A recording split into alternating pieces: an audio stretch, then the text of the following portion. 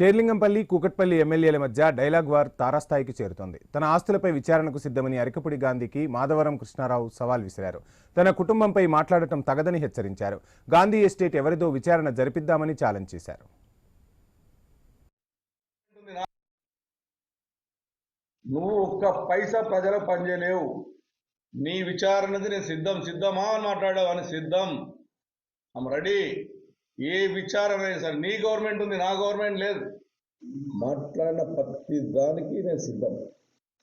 సిబిసిఐకి ఇస్తావా, సిబిసిఐకి ఇస్తావా, ఎన్డీఏకి ఇద్దామా, ఎన్ఐకి ఇద్దామా, లేకపోతే సిట్టింగ్ జడ్జితోనే, హైకోర్టు సిట్టింగ్ జడ్జితోనా, హైకోర్టు జడ్జితోనా, సుప్రీంకోర్టు సిట్టింగ్ జడ్జితోనా, లేకపోతే జిల్లా జడ్జితో సిట్టింగ్ జడ్జితోనైనా కూడా మీ ల్యాండ్ల మీద, నా ల్యాండ్ల మీద 100కి 100 రూపాయలు విచారణ చెప్పనేది ప్రెస్ ద్వారా నేను మీకు తెలియజేస్తున్నా. I'm ready.